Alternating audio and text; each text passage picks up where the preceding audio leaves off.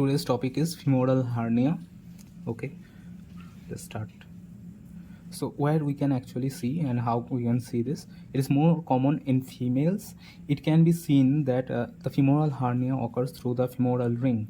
Okay, so it has what? So above it has inguinal ligament, below it has Cooper's ligament, in the lateral side it has lacunar ligament, and on the other hand it has femoral vein. Now obstruction and strangulation is very much common in this case.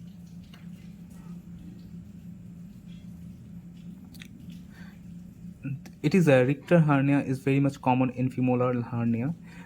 What is the difference between how to distinguish between inguinal and femoral? The femoral is lateral and below while standing, whereas the inguinal hernias are always above and medial to the tubercle, pubic tubercle. Now there are multiple differential diagnoses that we need to know. That is the femoral hernia versus inguinal hernia, femoral hernia with the psoas abscess, inguinal lymph node, and saphenous varix. Saphenous varix is nothing but the great saphenous vein getting dilated in the terminal end. Okay, cough thrill is seen in this case, and for distinguishing the differential diagnosis, we usually do investigation via USG. There are two types of surgery, open and close. In open, we have high and low. Low is done below inguinal ligament, and the name is Lockwood surgery repair, that is done for uncomplicated, whereas high is done named McCavity repair. It is done for strangulated or obstructed hernia, but the surgery of choice is obviously the laparoscopic hernioplasty. Laparoscopic hernioplasty is most preferred, and it is actually done over the myopectineal orifice or Froschall, because it can actually cover all inguinal hernia, femoral hernia, obturator hernia altogether. Now next comes the types of femoral hernias. Next comes types of femoral hernias. We have four types. That is Laugier hernia. It is a type of femoral hernia whereas the lacunar ligament passes through the hernia. Then next is Narath's hernia. It is seen in patients with congenital dislocation of hip. In both cases, risk of strangulation very high. Then comes Serafini hernia and Valpeau hernia. Serafini hernia is retrovascular and Valpeau hernia is femoral prevascular. In here we are talking about femoral vessels. Next comes ventral hernias, that are actually abdominal wall hernias. We have epigastric, umbilical, paraumbilical, traumatic, Spigelian, lumbar, parastomal, and incisional hernias. Most common is obviously incisional hernias. Okay, let's talk about this. Hernioplasty is for ventral hernias. We have onlay, sublay, inlay, and IPOM, that is intraperitoneal. Let's talk about all this. The onlay is above the anterior rectus sheath. Inlay is in the same level of the rectus sheath. That means with the rectus sheath. Retromuscular is behind the muscle. Pre-peritoneal is over the peritoneum, and intraperitoneal is IPOM, that is intraperitoneal placement of mesh. It is mostly done, and what we use PTFE mesh because it doesn't adhere to the bowel. Okay, next come to the incisional hernia. Now the incisional hernia is what it is mostly done with hernioplasty is done, and mostly it is open. Mostly open abdominal surgery is done here. Obstruction and strangulation is very much common. We don't use the tissue repair technique, that is Kiel and Da Silva. Instead of that, we use Ramirez technique if inguinal hernia occurs in a very large volume, that is 25% volume of the abdomen.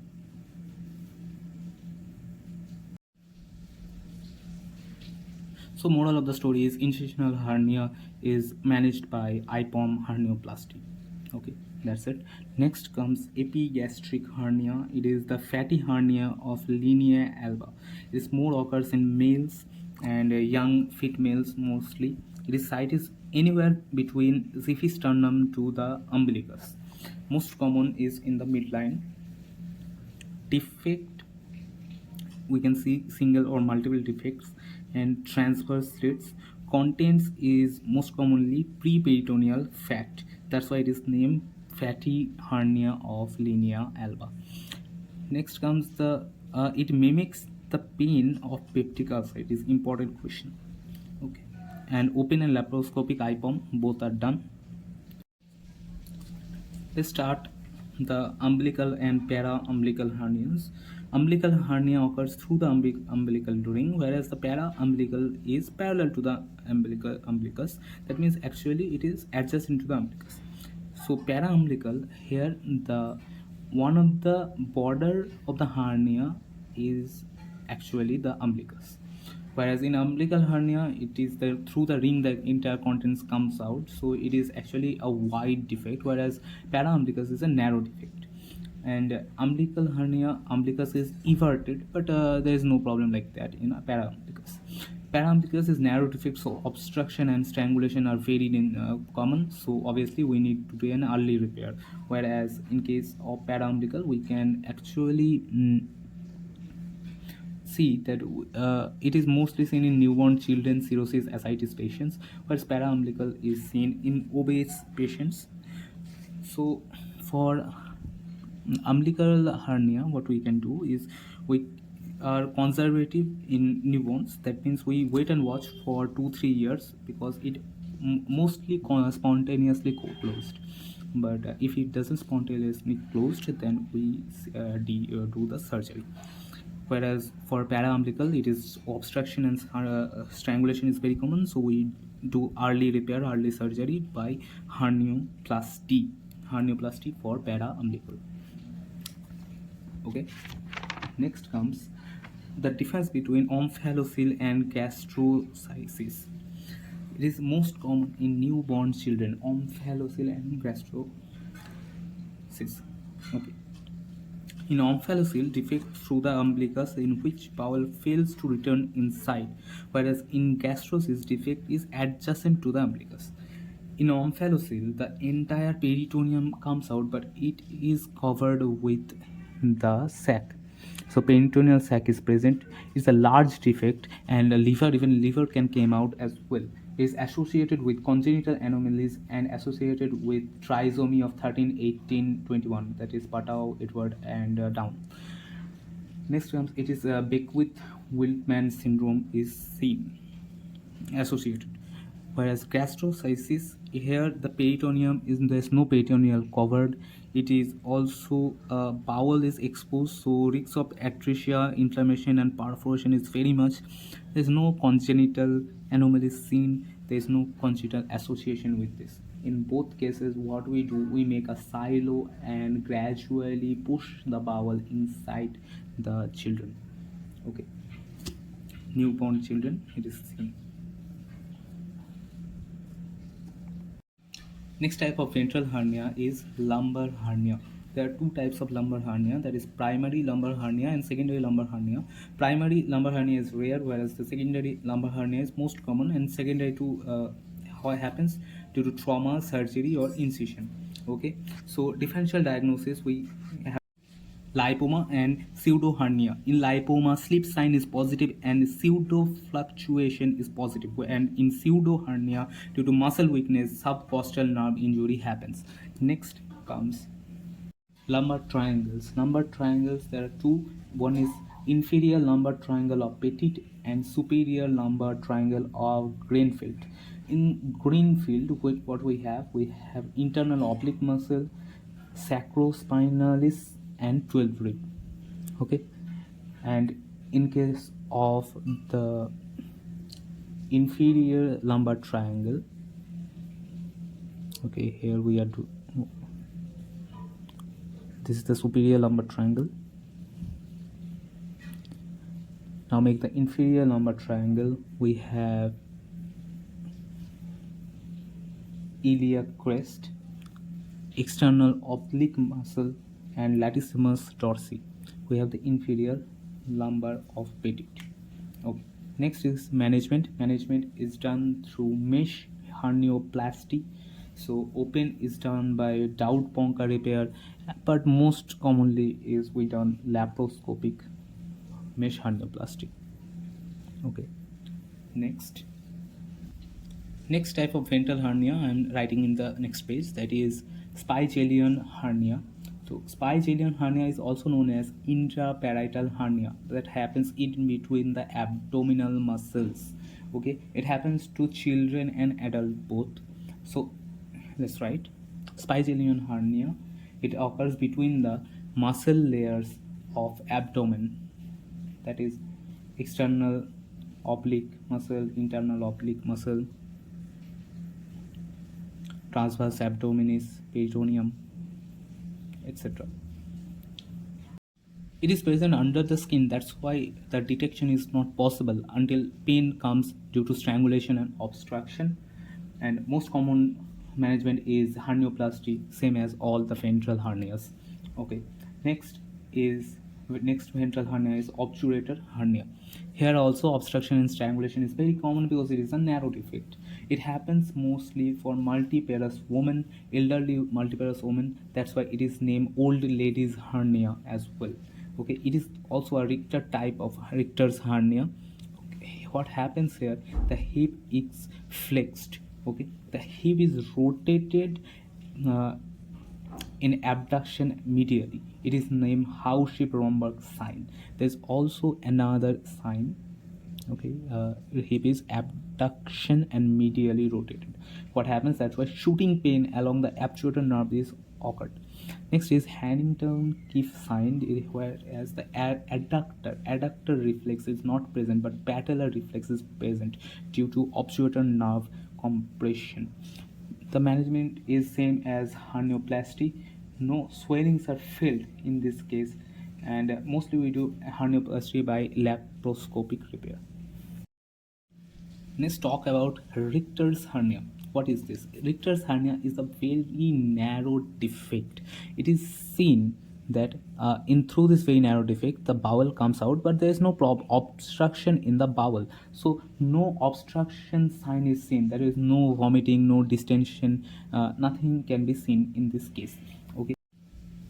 So what is the sign? The sign is in early cases is gastroenteritis, and later it can get strangulated, so it progresses up to strangulation or peritonitis. So it is seen in which hernias? There are three hernias we have talked about: femoral hernia, obturator hernia, and paraumbilical hernia. Here the early repair is very much necessary, otherwise it can get strangulated. The opposite of Richter's hernia is Maydl's hernia. It is wide, large, narrow defect, W-shaped, wide effect. I actually made it M-shaped. So whatever. This connecting portion resides inside the abdomen. So we miss this part, and this part is actually strangulation and obstruction actually happens inside the abdomen. Next is congenital diaphragmatic hernias. Congenital diaphragmatic hernia have two types, that is Bochdaleck and Morgagni. Bochdaleck is in the baadike, that is in the left side posterolateral location, whereas the Morgagni is just exactly opposite, that is right side anteromedial. Okay, Bochdaleck is in the baamdik, baएं. Next comes what is the defect. The defect is defective development of pleuroperitoneal canal or membrane, whereas Morgagni happens due to defective central tendon of diaphragm. The herniated contents in Bochdaleck is stomach, spleen, and transverse colon, whereas in case of Morgagni, it is only transverse colon. So what is the clinical features? In case of mother, we see polyhydramnios in the antenatal period, and in the newborn child we see the scaphoid abdomen and respiratory distress. So what complication actually happens for the children is that the abdomen is empty, so the abdominal contents are inside thorax, so abdomen becomes scaphoid abdomen, and we can see bowel sound from the thorax is coming up. Okay, now if we put a Ryle's tube or any other nasogastric tube, it actually coiled up in the thorax. Let's make a picture of the Bochdaleck hernia. Here the left side, the lung, contents of abdomen are present, so left sided lung is not developed. That's why pulmonary hypoplasia is occurs, and this can causes death. If the child is alive, then what we see that hypoxic, it happens to be hypoxic due to pulmonary hypotension, BP increases and the child dies. So what is the management? Management is ventilation for hypoxia, but here contraindication is bag and mask ventilation is not done, so it is contraindicated. Instead of bag and mask, we do intermittent positive pressure ventilation, that is IPPV. If in IPPV fails, then we done ECMO. Now there are two questions that have come, that inhaled nitrates actually treats the pulmonary hypertension, that means BP is decreased, and incision over the diaphragm is circumferential.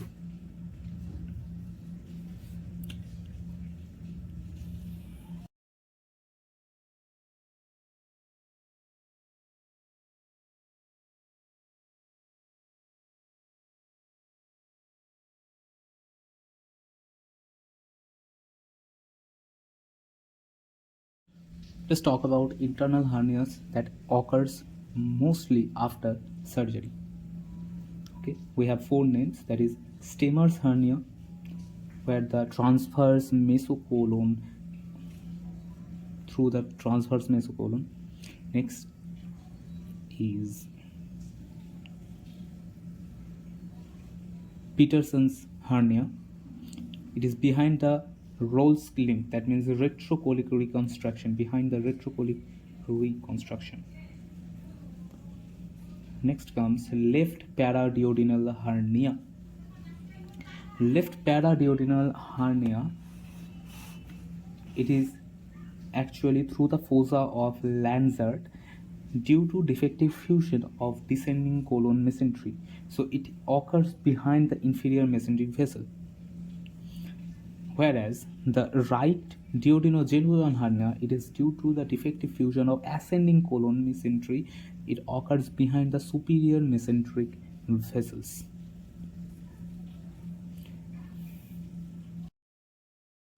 Let's talk about the mesenteric cyst. It is a very important part. So we have two types of mesenteric cyst, that is Chylolymphatic mesenteric cyst and Enterogenous mesenteric cyst. Okay, Chylolymphatic mesenteric cyst is more common. It is thin walled, filled with clear fluid, and its blood supply is independent. So if we do surgery, it can be done easily. Transillumination is positive. Whereas if we see the Enterogenous, it is just opposite. It is thick walled, it has turbid fluid inside, and it shares the blood supply with the bowels. So if we do management, we need to resurrect an anastomosis is done. So it is quite complicated.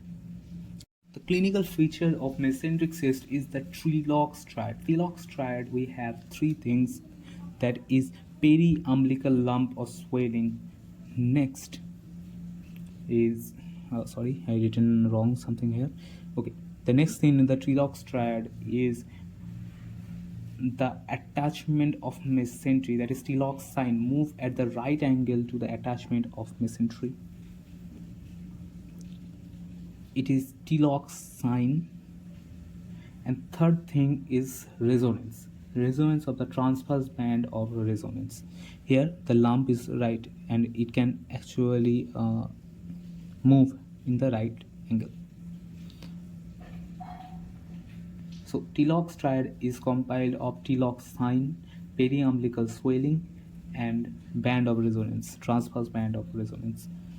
Okay, where I am writing the management. Most common is surgery easily, and in case of Enterogenous, we have to do first resection and anastomosis. The investigation of choice is CECT, obviously.